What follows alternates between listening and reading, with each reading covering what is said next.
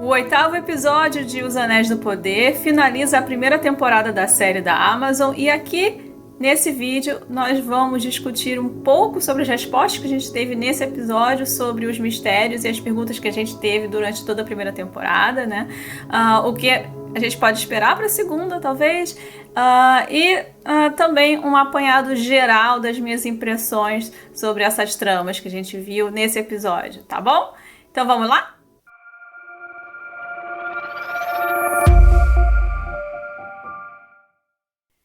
Vamos começar falando um pouquinho do que a gente não viu nesse 8º episódio da primeira temporada de Os Anéis do Poder. Nós não vimos 3 tramas, tá? As tramas das Terras do Sul, né? Com a Bráwin e o Arond. Meio que a gente já tinha um finalzinho lá no 7º episódio, né? Nós sabemos que eles sobreviveram e que eles estão no acampamento. E para onde eles vão, né? Eles vão para uma colônia abandonada de Númenor. Então eles vão se tornar vassalos de Númenor na Terra-média. Nós também não vimos ainda naquele mesmo pedaço geográfico, nós não vimos o Isildur, né, o que aconteceu com ele, nós sabemos que ele não deve ter morrido, tá?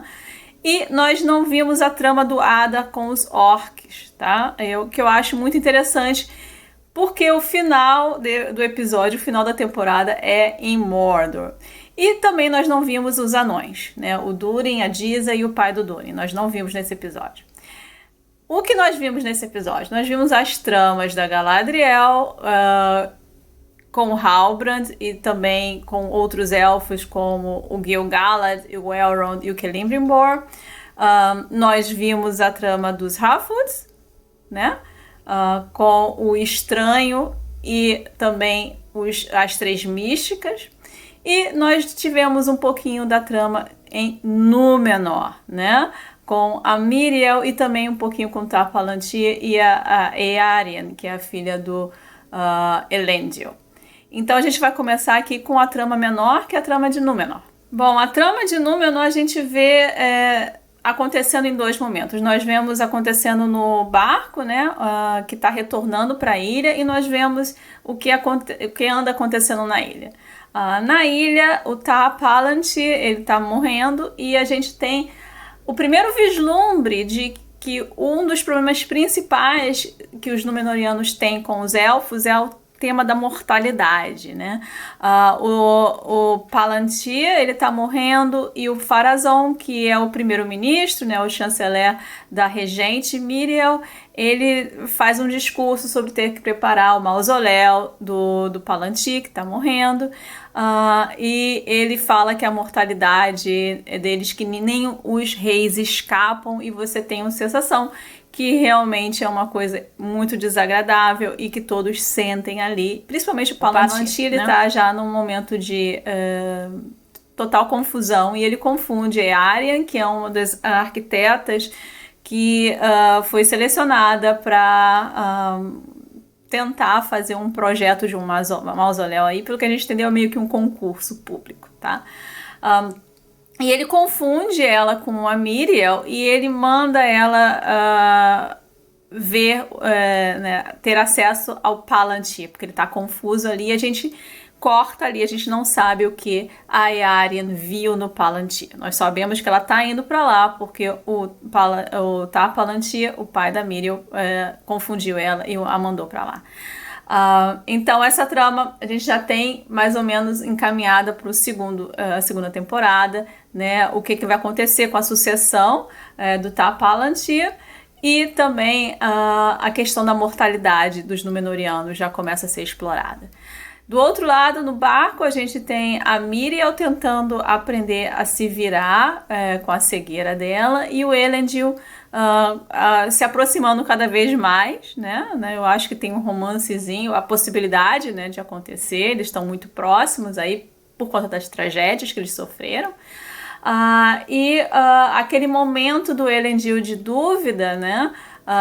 Porque ele acha que perdeu o filho dele na Terra-média, evapora-se com essas conversas com a Míriel, e os dois meio que eles forjam a aliança deles já estava forjada, mas ela se fortalece ali. Eles são agora efetivamente membros dos fiéis. Os fiéis são a seção dos Númenóreanos, né, que são fiéis ainda à visão dos Valas e aos elfos, né? Eles não ressentem a mortalidade como a gente viu o Pharazôn ressentir nesse episódio. Então, é uma trama que eu gostei de como eles resolveram, de como eles ligaram ali os pontos que deixaram soltos, né, nessa trama. Com pouco tempo eles conseguiram fazer isso. E eu acho que para mim funcionou do ponto de vista do que eu estava perguntando, o que estava acontecendo na trama anteriormente. Eu gostaria que eles tivessem explorado mais a questão da mortalidade, de como os Númenóreanos veem a mortalidade, tá? Mas pelo menos eles deixaram lá claro que isso vai ser explorado, que eles não esqueceram. Então eu não tenho muita reclamação dessa parte da trama, tá? E a trama dos Harfoots, da Nori e do Estranho, né? Eles finalmente, a gente encontrou as místicas, né? Essas cultistas que estavam seguindo o Estranho, e elas realmente, como eu havia pensado, elas acham que ele é o Sauron, né? Tudo meio que levava elas a crer que seria o Sauron, e elas são realmente seguidoras de Morgoth. Elas vêm de uma região do leste de Rhûn, né? E lá há seguidores ainda de Morgoth, e elas viram que caiu esse meteoro, e elas foram pesquisar, né? Elas sabem que o Sauron é um Maia, elas usam a palavra Istá. Istá seria um Maia que vem para a Terra-média. Os Maias, eles são de uma ordem em Valinor que participou da criação do mundo, tá? Mas quando eles vão para a Terra-média como enviados, eles têm os poderes um pouco, né, eles não têm acesso a todos os poderes deles, então elas usam essa palavra Istá, né, para categorizar o que é o estranho. E elas pensam que ele é um Sauron, e num certo momento ele está resistindo, então elas querem forçar ele, né, porque elas entendem que ele está fragilizado ali, que ele não tem ainda acesso a todos os poderes dele, mas é óbvio o que elas querem, né? A Nori e o Sadok a Pop e a madrasta da Nori, né? Eles tentam lutar contra essas místicas. A gente tem perseguições, um pouco de ação, e no final a gente tem um combate mágico, né? Um combate mágico. E a Nori, ela pega o cajado, né, que uma das místicas estava usando para aumentar possivelmente a magia dela, né, e dá pro estranho, dizendo que ele vai ser o que ele escolher. Ele não tem que ser ruim se ele não quiser. Ele vai ser o que ele tem que escolher, o que ele vai escolher, e ele escolhe ser bom, o que é muito engraçado, porque ele fala, eu sou bom! Eu achei super engraçado, mas não sei, eu acho que algumas pessoas vão achar né, a fala meio esquisita, mas eu adorei. Eu achei assim, a Nori falou pra ele que ele é bom, então ele é toda a opinião que ele precisa para fazer a cabeça dele. E ele consegue derrotar, mas eles perdem o Sadok. E eles retornam para onde estão o resto dos Harfoots.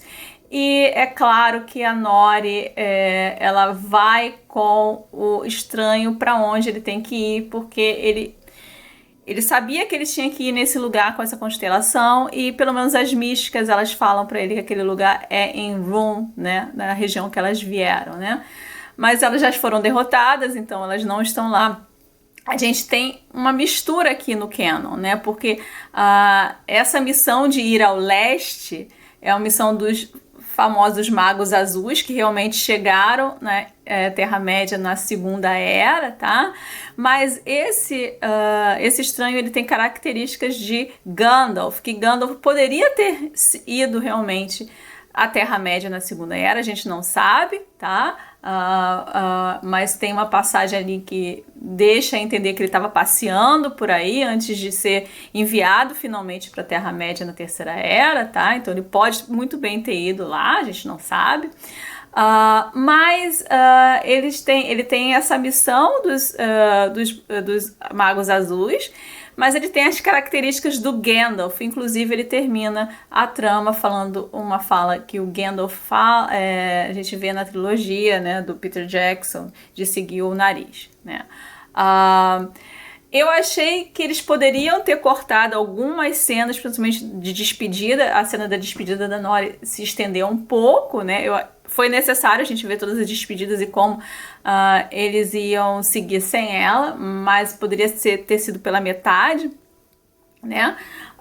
Mas é uma trama que, pelo que a gente viu da primeira temporada, ela não quebrou muita coisa do Legendário, né? Eles não tiveram que reutilizar nada do Legendário, então eles tiveram uma carta branca para criar mais um pouco. E a gente teve esse primeiro duelo de magia, né? Que não tem muito na obra de Tolkien, tá? Mas a gente vê um pouquinho aqui, um pouquinho ali, então eu achei isso muito interessante, que eles mantiveram essa tendência do Tolkien de minimizar ou de não mostrar muito a magia. Então a gente sabe que ele tem a magia, o estranho, a gente viu ele fazendo algumas coisas, mas a gente nunca viu desse jeito, né? Então eles seguraram até o final, eu gostei disso, mas poderia ter sido resolvida a trama um pouquinho com pelo menos metade das cenas ali da Nori se despedindo, né?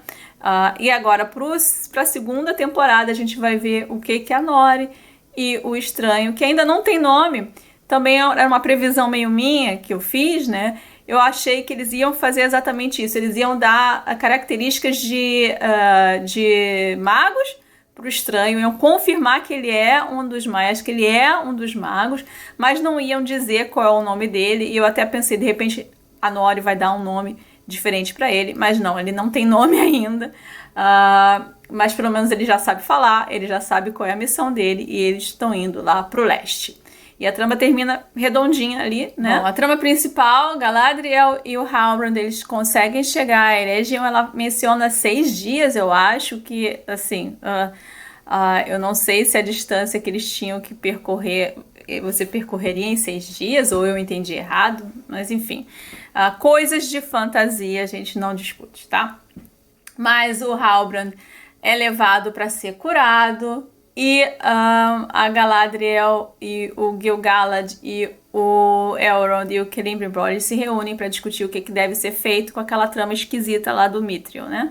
Eles têm aquele pedacinho de Mithril, então o Gil-galad não acredita que eles possam fazer nada, né? E meio que ordena eles a começar a se arrumar para sair.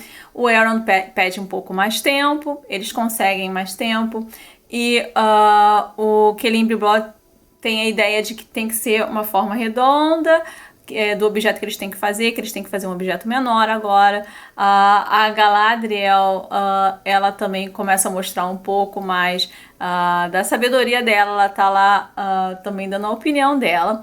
E no momento em que ela tá conversando com o Elrond, ela tem conversas com o Elrond, tem conversas com Celebrimbor, né, nesse episódio, não tanto com o Gil-galad, ela não tem muito relacionamento com o Gil-galad, aparentemente.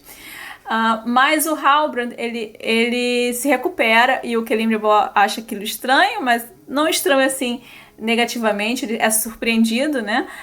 E eles começam a conversar, e o Halbrand começa a dar conselhos pro Celebrimbor de como usar aquela quantidade pequena, né, do Mithril com maior efeito. E ele dá justificativas interessantes. Ele estava num lugar que não tinha muitos acessos a metais preciosos, então eles tinham que aprender a usar o pouco que eles tinham e a estender aquele uso, né, com outros metais. E a partir daí ele está direto na forja com Celebrimbor, e é isso que começa a despertar a desconfiança da Galadriel, num momento em que eles conseguem acertar, né, com as técnicas que as ideias, mas que o Halbrand usa, né, com Celebrimbor. Nesse momento ela tem um retorno da pesquisa, né, que ela mandou fazer sobre os reis das Terras do Sul, e ela vê que foi quebrada, né, aquela linha. E o Halbrand, ele repara que ela tá meio desconfiada, ele vai falar com ela, vem ver o que a gente tá fazendo, nananã. E ela fala, você tem que me dizer quem é você. E aí a gente tem... E eu acho muito legal que ele nem nega, ele fala, eu falei pra você que eu tinha achado esse símbolo no homem morto, não falei? E é aquela coisa que a gente já sabia, né? Ele não mentiu em nenhum momento, e pra lembrar o legendário, tá? Bem fiel ao legendário, porque o Sauron teve um momento que ele se arrependeu, e ele pediu perdão, mas ele foi dito para ele que ele tinha que voltar para Valinor para ser julgado. E entre esse momento que o Morgoth perdeu, o Sauron se arrepende, e ele e é dito para ele que ele tem que voltar para Valinor, né? Ele começa a ter dúvidas, né? Porque ele não quer ser julgado, tá?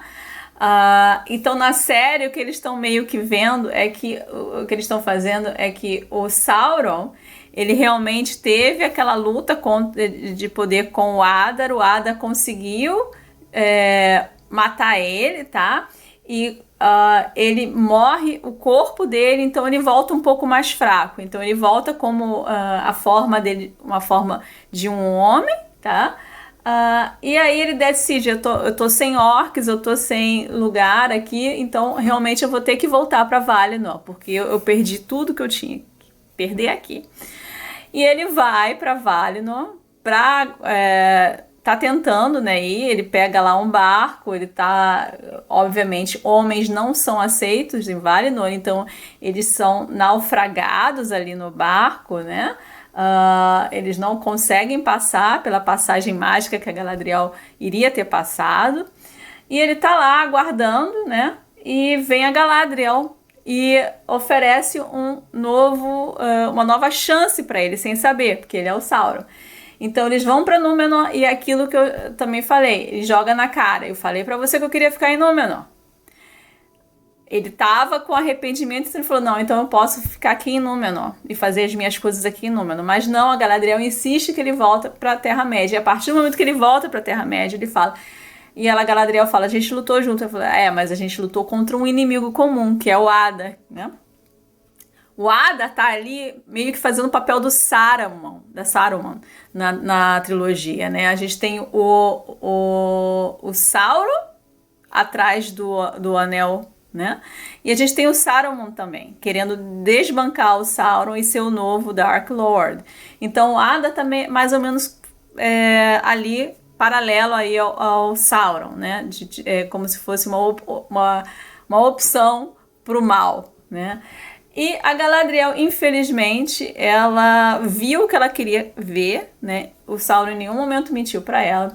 E aí o Sauron faz a proposta dela se unir a ele. Inclusive, ele entra na cabeça dela, ela sabe, ele usa a imagem do irmão dela para tentar convencê-la. Ela não é convencida e ela tenta matar ele, então ela cai na água e tá quase sendo afogada. E o Sauron meio que faz, ok, obrigada, tchau. Bom, era o que era de se esperar. Eu não vou discutir se eu achei a revelação boa ou ruim. O que eu vou discutir é o que pode se desenrolar a partir daí. Por quê? A gente vê que eles seguiram mais ou menos o legendário, no que o Sauron ele realmente ajuda o Celebrimbor a ter essa ideia de fazer os anéis, né? E ele ensina técnicas ao Celebrimbor, ou faz com que ele se relembre de técnicas que ele não necessariamente iria usar ali, tá? Então isso faz parte do legendário. Porém, a gente só tem eles... a discussão ali passa a ser... A novidade passa a ser... A Galadriel vem e fala, não, a gente vai continuar fazendo isso, mas vão ser 3 anéis ao invés de 2. E ela sacrifica a adaga dela, que é uma adaga que tem um material de Valinor, né, que o Celebrimbor fala que é muito importante.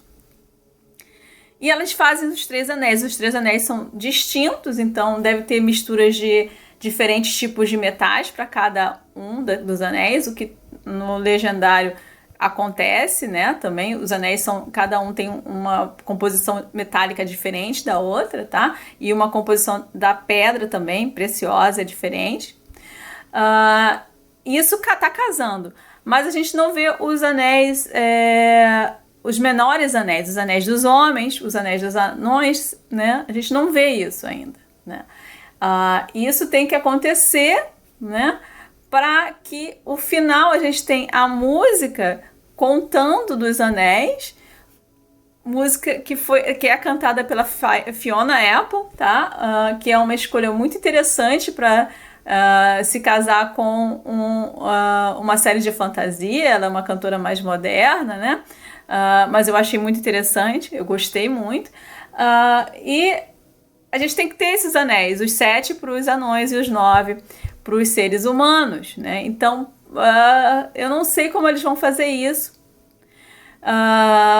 O segredo passa a ser que o Celebrimbor fez um terceiro anel, né? E esse terceiro anel essa ideia foi dada pela Galadriel.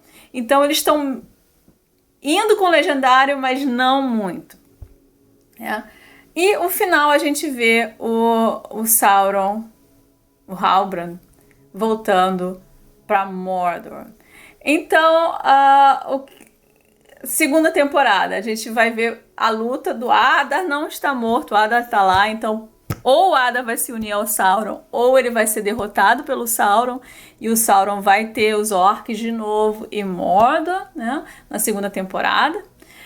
A gente vai ter que ver os outros anéis sendo forjados, eu não sei como que eles vão fazer isso, né? E o início dos reinos desses homens que vão ser dados, vão ser presenteados com os anéis, tá? A gente vai ter que ver também a Galadriel. Eu não sei se ela vai admitir essa aliança temporária e inesperada com o Sauron, mas o Elrond a gente já sabe que ele tá ligado ali, porque ele encontrou o pergaminho, então ele sabe, né? E o Celebrimbor, ele tá de boa, ele acha que fez uma coisa maravilhosa, ele aprendeu o que ele tinha que aprender, ele tá tranquilo, então os elfos vão ficar na Terra-média. Bom, considerações também finais sobre essa primeira temporada. Eu não acho que não vou fazer um vídeo separado, posso fazer uma live mais tarde, a gente vai discutir também com o Carlos um pouco no sábado, eu espero, tá? Mas essa primeira temporada foi boa, mas poderia ter sido muito melhor se eles não tivessem inventado tantas coisas, tá? No Legendário, se eles tivessem se imbuído mais no Legendário. Tem muito mais coisas do Legendário que eles poderiam ter usado do que eles usaram, e eles botaram as ideias deles ali, principalmente quando a gente fala do Mithril e dos anéis, como eles foram forjados, tá? Eu gostei de como eles fizeram com o Halbrand e o Sauron, possivelmente porque eles não têm os direitos para fazer o negócio do Senhor dos presentes, mas eles mencionam quando o Halbrand tá falando com o Celebrimbor, considera isso como se fosse um presente, né? Então eles sabem. Eles estão dizendo para você, eles sabem, mas eles não podem usar, né? Mas, assim, a coisa do Mithril, da origem do Mithril, eu ainda vou considerar como lenda. Eles ainda podem dizer que foi tudo mentira, que foi tudo errado, que o Mithril é somente um metal com essas propriedades, porque o anel, o Nenya, ele tem essas propriedades de preservação, que eles estão buscando para salvar os elfos. Eles poderiam ter deixado essa coisa de elfos padecerem em meses para trás, tá? Deixado em aberto, mas não deixaram. Eles queriam colocar um senso de urgência, eu entendo isso, mas deixando em aberto. Eles deixaram, por exemplo, a questão do Gandalf, de ser o Gandalf ou não ser o Gandalf em aberto, então eles poderiam muito bem ter deixado ali também. Tem os problemas de realmente de ser um nível de narrativa convencional, de usar muitas coisas, muitos daqueles clichês de fantasia, né? A gente tem um excesso de quase mortes. A gente também tem aqueles mistérios, era muito mistério, né, que eles deixaram ali, tá? Então é uma certa coisa que eu sinto que é da inexperiência dos showrunners. Eles já deram entrevistas, disseram que eles admitiram muitos dos erros, né, nessa primeira temporada. Disseram que já aprenderam, vão melhorar, espero que sim, porque essa série agora tá entre 7,5 e 8 pra mim, tá? Mas poderia ser 8,5 e 9. Poderia ter sido 8,5 e 9, porque a música é maravilhosa, a trilha sonora é maravilhosa. Eles tiveram um amor, você vê pela série, né? De como eles fizeram os cenários, as locações, tudo é muito bonito de como eles filmaram. Mas eles têm essas coisas que eles meio que se perdem no detalhe e eles não precisam ficar inventando tanto, né? Eles podem ir como eles estão indo. A série tem muito disso. Eles estão indo para um bom lugar, eles fazem uma curva e vão para um outro, e depois voltam, né? E são 8 episódios, são 8 horas que eles têm para contar a história, né? Então eles poderiam ter aproveitado isso melhor também. Mas, como eu disse, 7,5, 8 para mim, tá? Por conta dos personagens, muitos personagens ali funcionaram, né? O Aaron, a Diesel, o Durin funcionaram muito bem. A Miriel, ela começou desconfiada, mas o final, o arco dela foi muito interessante. Adorei. O Elendil virou o paizão de todo mundo. Então, os Harfoots, que eu estava super desconfiada, eles foram realmente, né, um ponto emocional da série ali, alto, né? Eles me surpreenderam, tá? Essa origem dos hobbits, porque, lembrando, os hobbits, eles só aparecem nos registros da Terra-média a partir da Terceira Era, mas obviamente eles devem ter existido antes. Então essa história de eles eram nômades e eles se escondiam das outras pessoas, eu aceito. E eu fico aqui curiosa para ver se eles vão realmente continuar com essa coisa de botar as próprias ideias deles dentro do legendário, dizer toma, né? Porque a metade do tempo eles fazem isso, ou se eles vão voltar um pouco a ser mais fiéis, né? Porque os temas de Tolkien, que é o tema do valor da amizade e de, basicamente, da luta do bem contra o mal, e de que mesmo as pessoas mais insignificantes, as menores pessoas, elas têm um valor e elas podem também lutar do jeito que elas conseguem, né? Eles estão ali. Então os temas principais estão aí, o que a gente precisa mais é um pouquinho de atenção ao legendário, na minha opinião. Bom, e a gente fica por aqui. Eu espero que vocês tenham curtido aí da nossa cobertura da série Os Anéis do Poder, que termina amanhã, sábado, no canal do Carlos, Universo 42, por volta das 5 da tarde, horário de Brasília. Às vezes a gente se atrasa um pouquinho, mas para quem puder aparecer, a gente agradece, tá? A gente vai discutir a série e o último episódio de forma descontraída, como sempre. E eu espero que vocês realmente tenham apreciado a minha posição de ser o mais justa possível, né, com a série. A série tem sofrido ataques desmerecidos, né, e críticas merecidas também, né, mas os ataques têm sido tão consistentes e tão altos que às vezes a gente não presta muita atenção nas críticas merecidas. Então esse canal eu tentei fazer exatamente isso, um balanço, né?